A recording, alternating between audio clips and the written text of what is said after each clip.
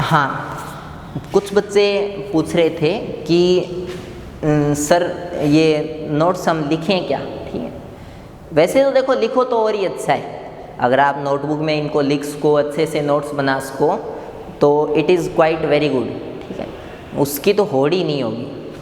और इसके अलावा एक ये भी है पर्पज़ कि अभी तो चलो ऑनलाइन है, उससे पहले 1-2 साल में ऑफलाइन क्लासेस थी। तो जब मतलब आपसे प्रीवियस क्लास में अगर कोई बच्चा है आपकी जानकारी में तो और डेफिनेटली उसके पास पढ़े पाएंगे, तो उससे आप ले सकते हो और मतलब करवा लो, उसका ज़ेरोक्स करवा लो, कुछ भी करवा लो, ठीक।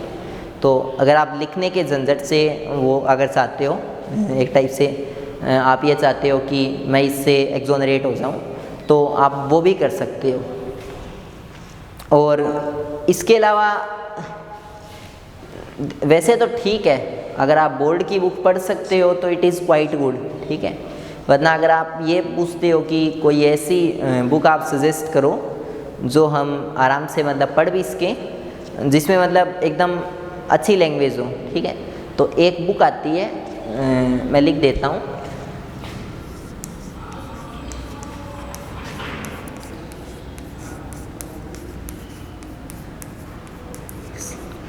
इसके 2 वॉल्यूम है, एक तो है वॉल्यूम 1, वो तो है 11th के लिए, ये उसको अच्छे से कर लेना, वो तो है 11th के लिए, उसकी एक एक लाइन पढ़ना और काफ़ी डिटेल में अगर उसको पढ़ोगे तो I assure you will got succeed.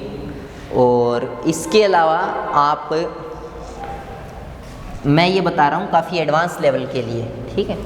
जैसे देखो सही बात है, अगर आप आज अगर पढ़ रहे हो जैसे 11th के अंदर, तो डेफिनेटली आप आगे चाहते हो कि हमारा जेई वगैरह क्रैक हो, और उसी के लिए बोल रहा हूँ।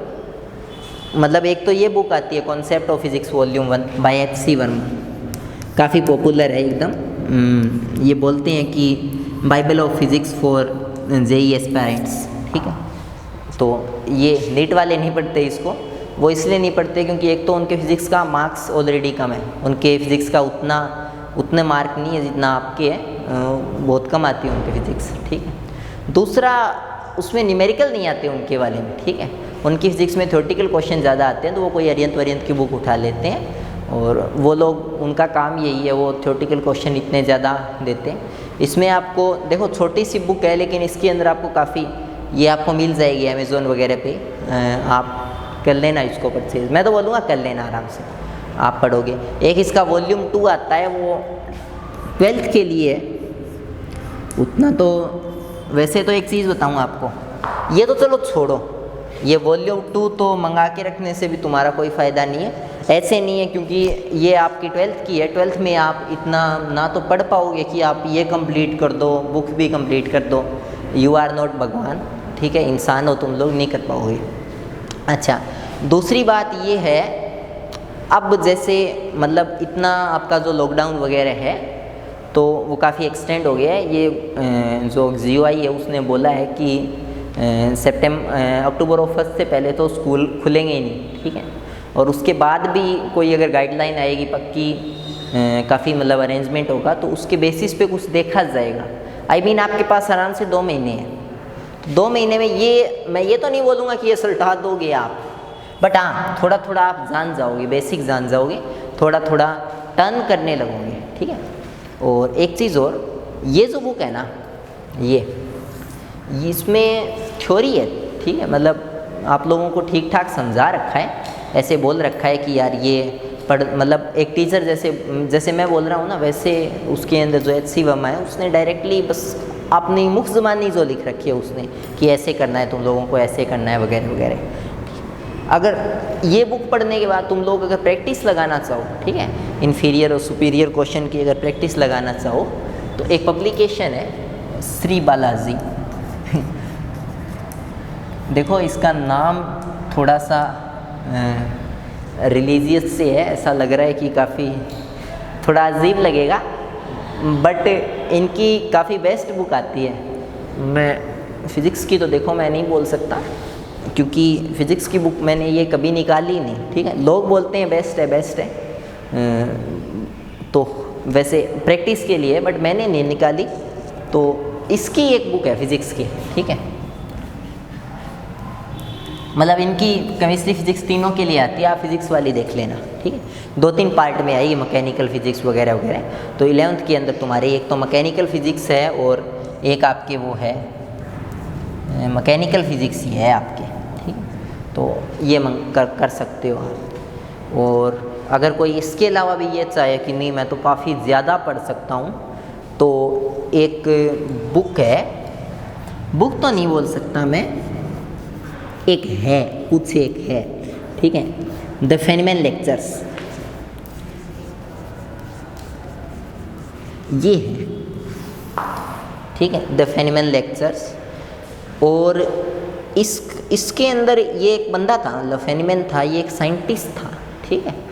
तो इसका था क्या, ये जो साइंटिस्ट था ना फेनमैन, इसने अपने जो, जैसे एक चीज़ बताऊं, ये यहाँ की नहीं है बुक, ये हार्वर्ड की है वैसे।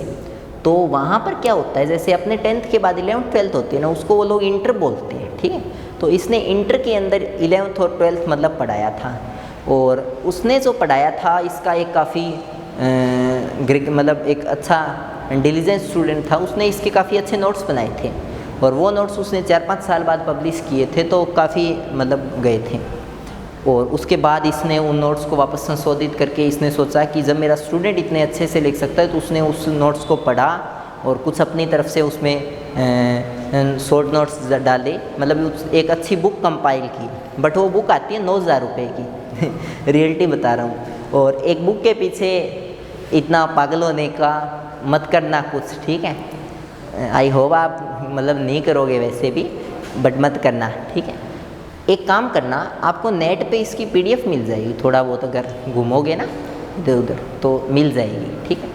तो आप लोग उस PDF को फ़ोटोकॉपी करवाना, और फिर उसके बाद आप लोग पढ़ सकते हो, बट तभी पढ़ सकते हो जब ये इतना सारा किया हुआ हो, ठीक है। तो अगर कोई ये बोले कि sir I am want advice about physics books, तो देख सकते हो भी, यही है, ठीक है। तो यही तुम्हारा जेई वगैरह जो भी तुम बोलो उसमें यही आपसे पूछेंगे, है ना। चलो, और बोर्ड तो देखो है ही, बोर्ड की बुक है ना जो NCERT वगैरह है, वो भी बेस्ट है। वो बुक ऐसा नहीं है कि वो बुक ख़राब है या ऐसा कुछ भी नहीं है, ठीक है। बट उसके अंदर है क्या कि कंटेंट लिमिटेड है, ठीक है।